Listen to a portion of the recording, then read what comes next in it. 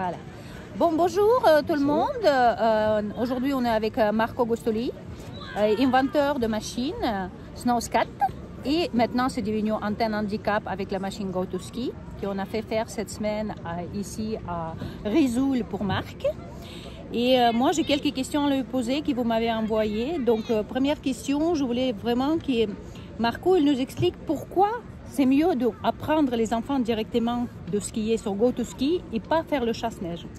Alors, il faut savoir que en fait, le chasse-neige, c'est lié au mimétisme. Si j'ai 2 minutes, je veux bien vous expliquer le chasse-neige, mais déjà, c'est une position qui n'est pas naturelle du tout. On est en opposition, on est tous sur les talons et on a le ski. Alors, je vais le faire comme ça, je ne sais pas si vous me voyez. Voilà, quand on a en position chasse-neige, 2 skis à 45 degrés.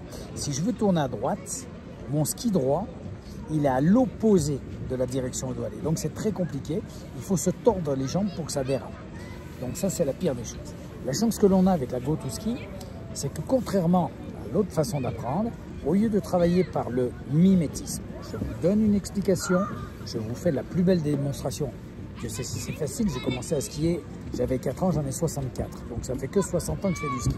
Donc, comme c'est facile pour moi de vous faire la démonstration, et je veux dire, je vous ai donné l'explication, je vous ai fait la démonstration, maintenant il faut faire la même chose. C'est très compliqué, surtout si on a un handicap. Alors que dans la GoToSki, la chance que l'on a, c'est qu'elle a 8 mouvements qui sont indispensables de la part de nos pieds pour pratiquer le ski. Et là, on va travailler par le biais de la perception. N'oubliez jamais que tous les capteurs sensoriels les plus importants sont sous les pieds. On vous met les chaussures de ski, on vous chausse les skis et grâce au guidon, vous allez apprendre à gérer les pieds. 98% des choses que l'on fait avec précision dans la vie, on le fait avec les mains, sans aucune idée de travers. Une femme prend une aiguille, un fil, elle met le fil dans le chat d'une aiguille avec les mains. Moi, je parle à 100%. C'est-à-dire que ce n'est pas 98, c'est 100% parce que je parle aussi avec mes mains. Donc les mains sont très importantes. Et bien là, grâce au guidon, vous allez apprendre à gérer vos pieds. Pas de chute avant parce qu'on a un guidon, pas de chute arrière parce qu'on se retient au guidon. Et en latéralité, le temps de l'apprentissage, vous avez votre moniteur à côté ou votre accompagnateur à côté qui vous empêchera la chute. Plus vous allez skier, plus vous allez comprendre ce qui est nécessaire pour pratiquer le ski. N'oubliez jamais que les skis sont fabriqués par des ingénieurs, les fixations aussi, et vos chaussures aussi. Si on a 2 minutes, je prends le temps de tout vous expliquer. Le but du jeu, il n'est peut-être pas dans cette vidéo, mais un jour vous aurez l'occasion de me rencontrer, j'aurai la possibilité de tout vous expliquer, la loi de la pesanteur qui régit le ski, le pourquoi du comment, pourquoi les chaussures sont inclinées vers l'avant, toutes les choses qui sont indispensables quand on veut apprendre à skier. Deuxième question, il avait vraiment les parents, et tu m'as parlé déjà un tout petit peu. Désolée, j'ai mis les lunettes parce qu'il y a trop de soleil et moi j'ai les yeux sensibles. Donc la deuxième question, c'est justement, les gens m'ont demandé, est-ce qu'il y a quand même les études cliniques? Et justement, aujourd'hui, j'ai skié avec Marco. Moi qui ne skie pas, hein. Moi je skie pas, j'ai descendu de haute montagne. Ouais. Merci Marco. Hein.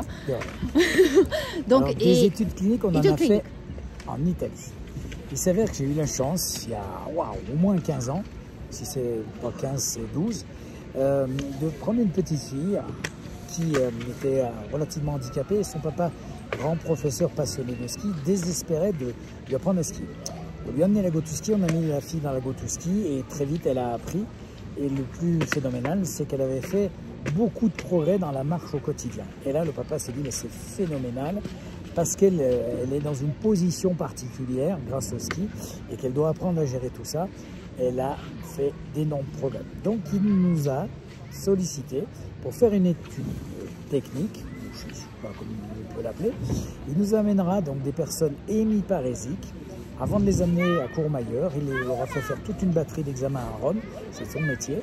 Il nous les a amenés une semaine et quand ils ont quitté Courmayeur pour retourner en Sardaigne, bien évidemment qu'on leur a fait de nouveau les mêmes examens qu'avant de venir. Et là, la différence était flagrante. Alors oui, en Italie, à Courmayeur, les cours de trottiski sont remboursés par la sécurité sociale. C'est reconnu comme de la thérapie. Je suis en train de me battre depuis plus de 10 ans pour que la même chose arrive en France. On va peut-être arriver au bout du tunnel. Normalement, un rendez-vous avec Madame la ministre du Handicap est en place. On a la chance d'avoir une maman d'une petite fille handicapée qui fait de la GoToSki, qui est à l'Europe, à la Commission européenne, qui est en train de trouver la bonne porte et le bon interlocuteur. J'ai la chance de travailler depuis 25 ans à la faculté de Fort-Romeu, où Madame Durand, qui est une chercheuse, peut nous mettre en place. Elle a déjà fait de nombreuses enquêtes et de nouveaux statistiques. Et en plus de ça, elle travaille depuis 23 ans avec la GoToSki. Donc oui, on va peut-être y arriver pour faire reconnaître ça comme de la thérapie en France. Mais pour ce faire, on sera dans l'obligation de passer par l'Europe. Parce que c'est l'Europe qui va déterminer tout ça et qui va planir tout ça en France. La France, c'est compliqué et c'est plus pour nous. Si vous avez les idées d'ailleurs, n'hésitez pas de me contacter. Si vous avez les contacts nécessaires pour faire l'étude clinique en France, pour nous aider d'avancer ça. Parce que ça va être bon pour vos enfants, hein, ça va être payé pour vos enfants, ça va être gratuit, c'est génial. Donc, et troisième point. Avec plus de 25 ans d'expérience avec cette machine, on a eu des enfants qui ne marchaient pas, qui ont pratiqué le ski. Après donc une semaine ou 15 jours de ski et qui ont réussi à marcher. Donc la thérapie, moi je sais qu'elle existe, je le prouve systématiquement. Mais maintenant il nous faut donc cette étude pour qu'on puisse le faire scientifiquement. Donc aidez-nous s'il vous plaît. Merci. Voilà.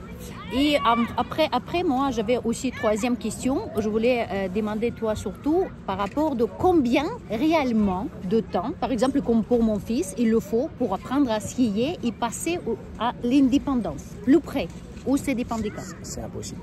C'est impossible. Il y a des enfants qui en une journée sont autonomes dans la machine et il y a des enfants qui doivent passer beaucoup plus de temps.